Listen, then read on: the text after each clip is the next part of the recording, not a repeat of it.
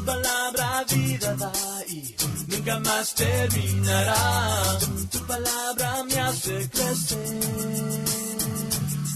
Hola amigos, yo soy Timothy Archer. Este es el programa Lea la Biblia, el programa que promueve la lectura y el estudio de la palabra de Dios.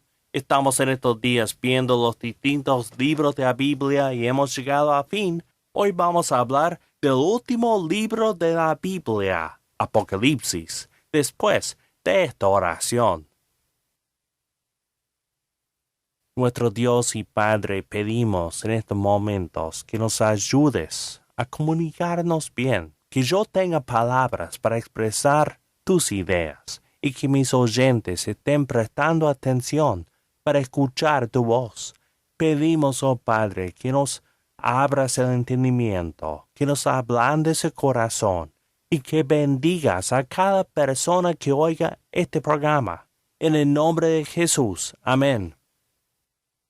Único en el Nuevo Testamento, Apocalipsis es un libro de profecía, muy parecido a los libros de Daniel y de Ezequiel en el Antiguo Testamento. Y de hecho, Apocalipsis se compone casi exclusivamente de citas y referencias al Antiguo Testamento, más de 350 en los 21 capítulos. Se discute mucho sobre la mejor forma de entender este libro enigmático, pero es bueno tener en cuenta algunas cosas. Primero, Apocalipsis fue escrito a 7 iglesias en particular, iglesias que enfrentaban una persecución fuerte. Esas 7 iglesias representan a todas las iglesias de su zona, la provincia de Asia. A la vez, en cierto sentido, representan a todas las iglesias en toda la historia. Pero las palabras del libro tienen que entenderse principalmente en su contexto original. Segundo, Apocalipsis mismo dice que las profecías estaban por cumplirse. Juan no se sentó para escribir acerca del fin del mundo. Escribió un libro de profecía para sus hermanos, los cristianos que vivían en la provincia de Asia al final del primer siglo. Tercero, las referencias ciertas del libro, todas apuntan a personas y lugares que existían en aquel entonces. Desde entonces, cada generación ha querido sacar el Apocalipsis de su contexto y aplicarlo a su momento en la historia. Pero debemos respetar el contexto de este libro, tal como hacemos con los demás libros de la Biblia. Apocalipsis fue escrito para animar a los cristianos del primer siglo, y el contenido debía entenderse por ellos y aplicarse a su situación histórica. Lo más importante que debemos tener en cuenta es que hay que usar mucha humildad cuando hablamos del Apocalipsis. Muchos hombres de fe muy inteligentes han sostenido interpretaciones distintas sobre este libro. No hay que ser muy dogmáticos con lo que afirmemos sobre Apocalipsis. Yo soy Timothy Archer. Este es el programa Lea la Biblia.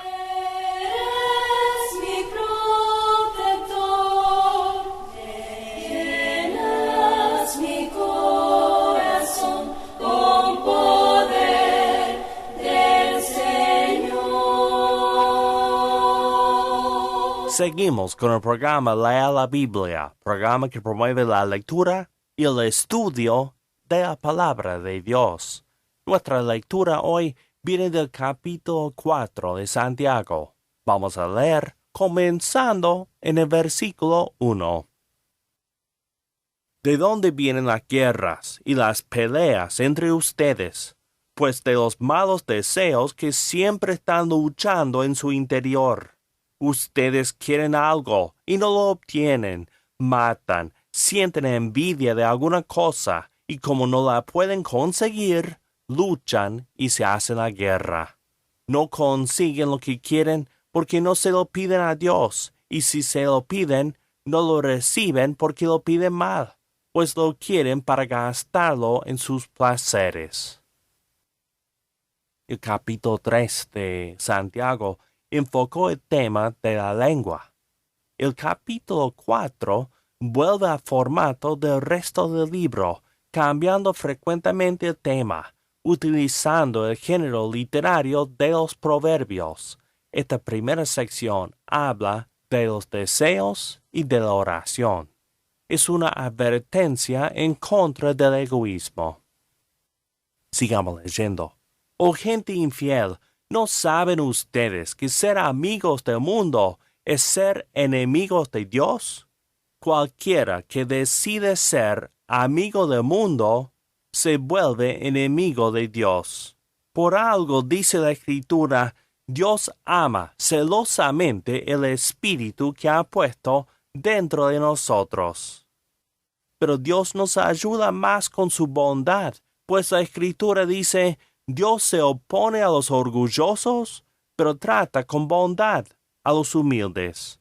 Sométanse pues a Dios, resistan al diablo, y éste huirá de ustedes. Acérquense a Dios, y Él se acercará a ustedes. Límpiense las manos, pecadores. Purifiquen sus corazones, ustedes que quieren amar a Dios y al mundo a la vez. Aflíjanse, lloren y lamentense. Que su risa se cambie en lágrimas y su alegría en tristeza. Humíllense delante del Señor y Él los enaltecerá. La sociedad occidental no habla mucho del mundo espiritual.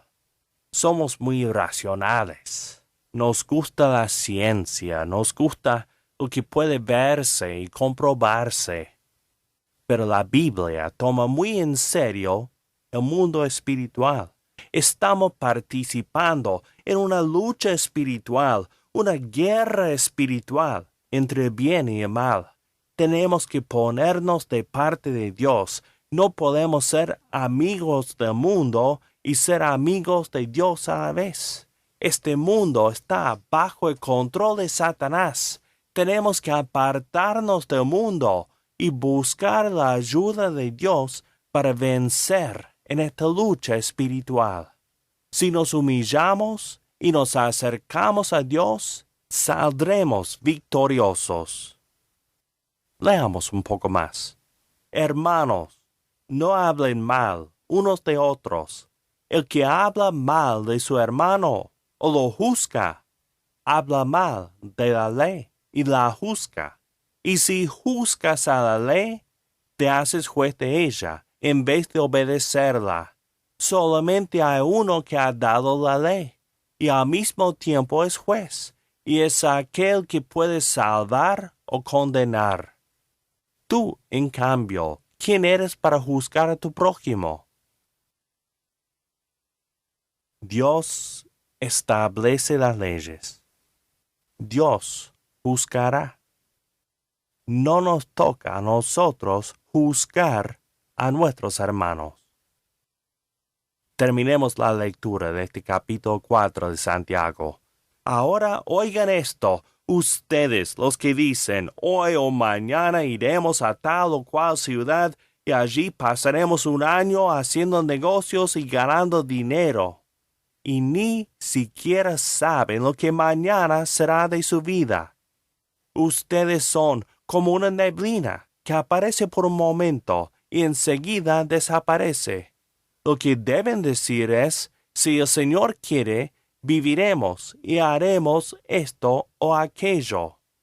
En cambio, ustedes insisten en hablar orgullosamente, y todo orgullo de esa clase es malo. El que sabe hacer bien y no lo hace, comete pecado. Si Dios quiere. Dios mediante. Primero Dios. Son frases comunes que debemos tomar muy en serio. No controlamos el día de mañana. Dependemos completamente de Dios y su voluntad. Leeremos en Santiago 5 en el próximo programa. Yo soy Timothy Archer. Este es el programa Lea la Biblia.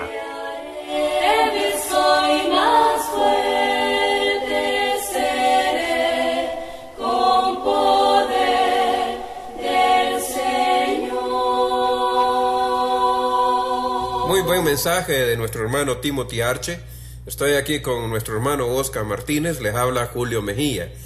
En esta mañana, mis estimados hermanos y amigos, queremos hablar de un tema que hemos venido tratando, pero en esta ocasión vamos a hablar de otros aspectos. El tema del cual hemos venido hablando es de el ánimo.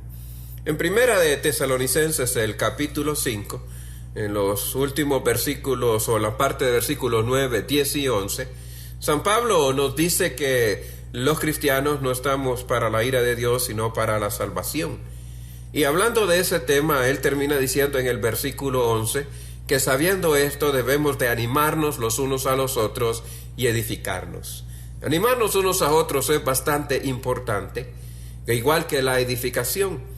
Pero cuando San Pablo, por el Espíritu Santo, nos manda que lo hagamos, nos da a entender también que esto del ánimo, estimado hermano Oscar, no es un asunto natural. Es decir, es algo que tenemos que esforzarnos en hacerlo. Así es. El estímulo es no solamente un mandato, sino que también tendríamos que preguntarnos por qué es un mandato. Y una de las razones importantes es porque esto es una necesidad. Pero ¿por qué es necesario? ¿Por qué es tan importante el animarnos y alentarnos los unos a los otros? ¿Por qué tenemos que invertir tiempo y esfuerzo en eso? Hermano Oscar. Bueno, buenos días. Bueno, es necesario, ¿verdad? Porque el estímulo es importante porque nos ayuda a mantener la fe, hermano. Uh-huh. En caso de que no se haya dado cuenta, este mundo se opone al Evangelio y necesitamos estimularnos para continuar firmes en Cristo en medio de este mundo que rechaza el Evangelio de Cristo Jesús, para seguir creyendo en algo que muchas personas consideran un mito, hermano. Uh-huh. Tristemente esto, lo ven así, ¿verdad? Pero este mundo se refiere a los cristianos como tontos, ¿verdad? Guiando tontos, guiando nuestras vidas por un puñado de cuentos de hadas, dicen ellos, tratando de mantener un código de moral desactualizado, dice la gente, ¿verdad? Creyendo que en otras cosas que los científicos, historiadores y filósofos han dicho que no se puede o no puede ser verdad eso que se ha mantenido por los años a través de la Biblia, y que los cristianos se mantienen firmes en ellos, hermano. Sí, estaba recordando San Juan 15, 18, 19, ¿verdad? Donde de hecho Jesucristo, hablando con sus discípulos, mencionó, ¿verdad? Si el mundo os aborrece, dijo él, sabed que a mí me ha aborrecido antes que a vosotros. Si fuéramos del mundo, el mundo nos amaría, pero no somos del mundo, ¿verdad? Entonces el mundo va a tener siempre desprecio contra los cristianos. De ahí que los cristianos debemos de cerrar filas, como dicen algunos, ¿verdad? Apoyarnos unos a los otros y animarnos. El mundo siempre critica el cristianismo. De hecho, medios de comunicación, la industria del entretenimiento, la televisión, el cine, la educación, disque superior. Los líderes políticos hoy son gente que son hostiles a la fe. Ya no se diga aquellos que se consideran científicos, ¿verdad? Correcto. Están atacando constantemente a la fe y tratan con bastante desprecio a los cristianos y al cristianismo que representamos. Sí, la verdad es que eso es muy lamentable, el hecho de que los políticos y todas las clases, ¿verdad?, vayan en contra del cristianismo. Eso es muy triste. Pero los cristianos son habitualmente retratados, dicen ellos, en los medios de comunicación, como decía usted, hermano, como tontos, ¿verdad? Como hipócritas, uh-huh, como fanáticos, peligrosos, dicen, intolerantes, que amenazan a nuestra forma de vida democrática, dicen ellos. Esto de democrática entre paréntesis, diría yo. Hay excepciones, pero por lo general, cuando la fe cristiana se le da la atención en los medios de comunicación, lo que la Biblia dice como verdad, ¿verdad?, son vistos como, ellos dicen que somos ingenuos o ignorantes, mientras que los críticos de los relatos bíblicos son tratados con respeto. Mire qué contradictorio, ¿verdad? Uh-huh. Pero la verdad es que a nadie le gusta ser visto como de esta forma. A nadie le gusta ser tratado como o ridiculizado, ¿verdad? Eso es desalentador, hermano. Sí, precisamente en esta situación, ¿verdad? Cuando la gente parece hablar muy mal del cristianismo, pues muchos cristianos comenzamos a preguntarnos, Si a lo mejor la gente tiene razón y la Biblia está equivocada, ¿va? Si a lo mejor todos esos intelectuales supuestamente están en lo correcto y nosotros en el error, ¿verdad? Sí. Y comenzamos a ser influenciados muchas veces por las ideas del mundo, y ahí es donde se hace necesario que nos acerquemos los unos a los otros y nos animemos a mantenernos en la fe, ¿verdad? Decirle, hermano Oscar, no vaya a ceder a la duda, no le dé cabida a la duda en su mente, ¿verdad? Correcto. No permita que el desprecio o la burla del mundo le alejen de la verdad. Entonces tenemos que hacerlo eso entre nosotros mismos, porque el mundo no lo va a hacer. No lo hace. El mundo no lo va a hacer. Entonces Dios espera que nosotros lo hagamos, ¿verdad? Que nos animemos unos a los otros a mantener nuestra fe en Dios, a mantenernos fieles al Evangelio de Jesucristo en medio de este mundo que trata de alejarnos de estas cosas. Correcto. Y debemos de reconocer entonces que la vida cristiana es una lucha, y una lucha que solo la podemos realizar animándonos unos a otros. Muy bien, así es. Debe haber esa animación, ¿verdad? Porque si no nos animamos los unos con los otros, ¿quién lo va a hacer? Y la verdad es que el mundo necesita eso, pero tristemente no lo reconoce, hermano. Dice Jesús en Mateo capítulo 11 y versículo 30, porque mi yugo es fácil y ligera mi carga, pero también digo que a fin de seguirle tenemos que negarnos a nosotros mismos y tomar nuestra cruz cada día. En Mateo capítulo 16, versículo 24, en otras palabras, tenemos que estar dispuestos a renunciar a todo, incluso si es necesario en nuestras propias vidas, como lo hacía la iglesia en el primer siglo, ¿verdad? Con el fin de seguir a Cristo. Tenemos que estar dispuestos a sufrir y sacrificarnos. Esto de sufrir y sacrificarnos, como que el sacrificio no nos gusta tanto muchas veces, ¿verdad? Pero hay que hacerlo, hermano, sacrificar nuestro tiempo. Amén. Jesús dijo que seguirle a Él no es algo para tomarse a la ligera. Advirtió que si lo primero que se debe considerar en el caso es el costo de hacerlo, dice en Juan capítulo 12, versículo 25, el que ama su vida, la perderá. Y el que aborrece su vida en este mundo, para vida eterna la guarda. Y que el costo de es nuestra vida. Todo lo que tenemos, todo lo que somos, hermano, es nuestra lucha más difícil. Es la batalla contra el pecado en nuestros propios corazones. El poder de Dios es suficiente, pero sigue siendo la lucha. Necesitamos una fuerza que cada día nos pueda renovar cada día para seguir a Cristo y no ceder ante las tentaciones, y necesitamos el aliento de los unos para con los otros, hermano, para seguir funcionando como cristianos plenos. Sí, en pocas palabras, ¿verdad? El cristianismo sí demanda sacrificios y luchas, y tenemos que animarnos, porque el sacrificio puede desgastarnos, causarnos dolor, las luchas pueden desanimarnos, el mundo no nos va a ayudar, pero nosotros nos tenemos los unos a los otros. Otra de las razones que creo que la Biblia nos enseña, hermano Oscar y estimados hermanos y amigos que nos escuchan, es que el animarnos es importante y es un compromiso mutuo. Y déjenme primero leer un versículo para ustedes en Hebreos capítulo 12, versículos del 1 al 3, dice que nosotros tenemos a nuestro alrededor una gran nube de testigos, hermano. Y dice ese texto que debemos despojarnos de todo peso y de pecado que nos asedia, para que corramos con paciencia la carrera que tenemos por delante. Ahí se habla de una carrera, pero esto es una metáfora para describir la fe cristiana, nuestra vida en la fe, ¿verdad? Y dice que tenemos un montón de testigos a nuestro alrededor. Luego el versículo 2 de Hebreos 12 dice que pongamos los ojos en Jesús, que es el autor y consumador de la fe. Habla del sufrimiento de Jesús en la cruz y dice que Cristo menospreció el oprobio, es decir, vio de menos el dolor. Vio de menos el dolor. Dice que pensemos en todas las contradicciones o el sufrimiento de Cristo que recibió de los pecadores, para que hallemos ánimo en el mismo ejemplo de Cristo Jesús. Entonces, por ejemplo, pensamos en el estadio Cuscatlán, ¿verdad? Sí. Y siempre hay un grupo de jugadores allí y una multitud de gente viéndolos, pero la gente grita, ¿verdad? Claro, en estos días no es muy popular nuestra selecta mayor, ¿verdad? Por lo que ha pasado. pero pensamos, por ejemplo, en la selecta de playa, que a todo el mundo le gusta, ¿verdad? O menos la mayoría, ¿verdad? ¿Y qué hace la mayoría de la gente cuando va al estadio? Nosotros no jugamos. pero los animamos, ¿verdad? Lo estamos animando, está la gente de pie animándolo.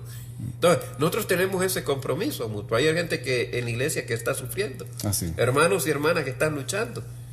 Y cuando los vemos luchando, cuando los vemos sufriendo, nosotros tenemos que animarlo. Así están nuestros antepasados en la fe, según Hebreo 12, ¿verdad? Entonces, cuando una gente siente que las piernas le tiemblan, ¿qué necesita? Alguien que le anime, ¿verdad? Alguien que le dé aliento, que le levante el espíritu para que continúe adelante. Sí. Correcto, hermano. Si una selección levanta el espíritu de toda una población, de todo un país, con más razón el estimularnos los unos a los otros, eso también lo hace, hermano. Tiene una gran eficacia. Entonces, de ahí la necesidad del estímulo. Se ve en el número de veces que se menciona en el Nuevo Testamento. Una y otra vez se nos dice que Pablo y Bernabé, cuyo nombre significa consolador, animador. El nombre de Bernabé, ¿verdad? Correcto, él era eso, era experto en animar, ¿verdad? Exacto. En estimular a los hermanos. Eso lo podemos ver ahí en Hechos capítulo 14, versículos del 21 y 22. Significa eso, que era consolador, animador. Y otro de los apóstoles, viajando, ¿verdad?, por la iglesia, de que el primer siglo, se nos dice ahí en esos versículos, estaba Pablo, ¿verdad?, perdiendo su tiempo en una actividad no esencial. Por supuesto que no, hermano. Pablo no estaba perdiendo su tiempo animando y viajando por toda aquella región, confirmando y edificando la iglesia, hermano. O sea que cuando Pablo animaba a los cristianos a animarnos, o nos mandaba, nos exhortaba que nos animara, ¿verdad? Pablo sabía que era importante el exhortarnos a eso. Y él utilizaba tiempo de predicación para decir, anímense unos a otros. Y anímense unos a otros es importante, ¿no? Hermano, usted con una palmadita, con una palabra de ánimo, usted está levantando el espíritu de los creyentes. Entonces, por eso es importante el animarnos, hermano. Bueno, después de todo esto, él tenía una gran responsabilidad. Él fue el apóstol de los gentiles, hermano. Si el ministerio de Pablo era infructuosa, sin fruto, el fruto de la iglesia cristiana estaría en duda hoy en día. El futuro de la iglesia. Claro, el futuro de la iglesia, esto pues no estaría quizás así en el aire. Pero sin embargo, él fue muy importante para el inicio de la iglesia, ¿verdad? Sí. En el primer siglo. Pablo no podría permitirse el lujo de perder el tiempo en asuntos sin importancia. Sin embargo, y una y otra vez lo vemos animar a la gente, hermano. Porque el estímulo o el ánimo es esencial para nuestra salud espiritual, ¿verdad? Sí. Lo necesitamos el ánimo. Lo tenemos que recibir y dar los unos a los otros. Y me gusta lo que ha dicho, hermano. Y Pablo le habló de este tema porque este tema realmente es importante. Era importante. Exacto. Hay otro punto que tal vez podríamos tratar, pero lo vamos a hacer después de la pausa, hermano.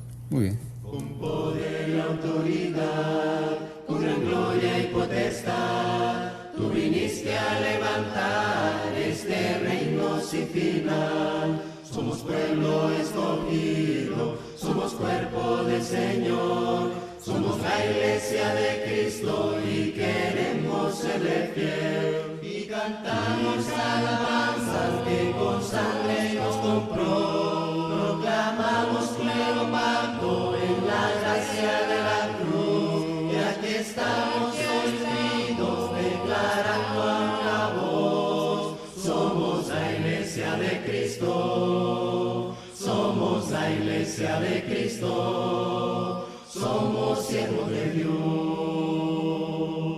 Bueno, estamos de vuelta con nuestro programa y programa de todos ustedes, Lea la Biblia. Estamos hablando siempre del ánimo que debemos de darnos y estamos recordando que esto es muy importante. Es muy importante y la Biblia dice que el Espíritu Santo a través de San Pablo trata el tema. Y sabemos que el Espíritu Santo todo lo que dice, lo dice porque es importante. El estímulo en sí, hermano, Oscar, es bastante poderoso, tiene un gran poder. Claro. Mark Twain, muchos han oído hablar de este escritor, novelista norteamericano, dijo en una ocasión, dijo él, puedo vivir 2 meses de un buen cumplido. O sea, un buen cumplido le mantenía caminando y le mantenía trabajando o haciendo todo en su vida, Sí, ¿verdad? Con mucha fuerza. Ahora, ¿cómo respondemos nosotros cuando recibimos un cumplido? Es decir, a la mayoría de nosotros nos encanta oír cumplidos, ¿verdad? Los saboreamos, los recordamos. Hay una figura de lenguaje que se llama hipérbole, que significa que lo exageramos todo, ¿verdad? Así hay personas que exageran lo malo, pero hay personas que también hasta cierto punto exageran lo bueno. Pero eso es bueno, valga la redundancia. Sí, correcto. Por ejemplo, hay gente que, especialmente una hermana podría decir, ¿verdad? Todos me dijeron que ando bien bonita ahora. Tal vez fueron 2 o 3, pero ese halago le animó bastante. Entonces ella está tan alegre que ella siente que toda la gente la ve bonita. O cuando usted da un buen mensaje, ¿verdad? Sí, da un buen mensaje, entonces, sí. hermano, estuvo muy buena su predicación. Y usted llega a su casa y le cuenta a su esposa y le dice, mira, fíjate que todos me dijeron que estuvo muy bueno la enseñanza de hoy. Usted está alegre. A lo mejor fueron otra vez 2 o 3 los que le dijeron. Sí, sí. Pero el punto es, ¿verdad? El ánimo que viene de las palabras de otras personas tienen poder en nuestra vida. Lo guardamos en nuestra memoria por largo tiempo, ¿verdad? Esos elogios, esos estímulos realmente transforman nuestra vida. Correcto, hermano. Solo haciendo una comparación, ¿verdad? Yo he sabido en esas fábricas, bueno, pienso que para que el obrero rinda, debe estar bien animado, debe estar bien tratado. Pero yo he sabido que ahí hacen todo lo contrario. ¿Cómo puede rendir un obrero tratándosele mal? Dándole un bajo salario, no sé, ¿verdad? Pero es muy bajo. Es lo mismo funciona, hermano. Cuando en la iglesia usted da una buena predicación, se anima a los hermanos, a la iglesia, y se anima a usted también, hermano. Y por supuesto que va a haber va a haber fruto de acuerdo a ese trabajo. Entonces, hermano, ¿por qué? ¿Por qué? ¿Por qué funcionamos así? ¿Por qué eso? Bueno, debido al estímulo que tiene poder, hermano. El estímulo tiene poder. Dice Proverbios capítulo 12, versículo 18. Hay hombres cuyas palabras son como golpes de espada, mas la lengua de los sabios es medicina. Qué bonito eso. Qué importante esto, hermano. Dice, la muerte y la vida están en poder de la lengua, y el que la ama comerá de sus frutos. ¿Usted tiene poder? Esa es una palabra que nos cuestiona a cada uno de nosotros. Y en efecto tenemos poder, hermano. Sí, nuestras palabras tienen gran poder. Palabras, lo que nosotros expresamos, tienen un efecto. Y por eso debemos tener mucho cuidado con eso, ¿verdad? Con lo que expresamos. Y deben ser palabras de ánimo y nunca de desánimo.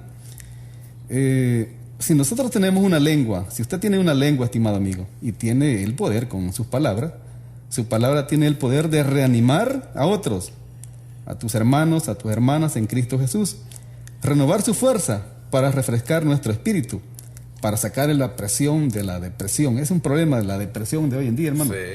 En las sociedades industrializadas, países ricos, un gran porcentaje de población padece de depresión y al final se suicidan.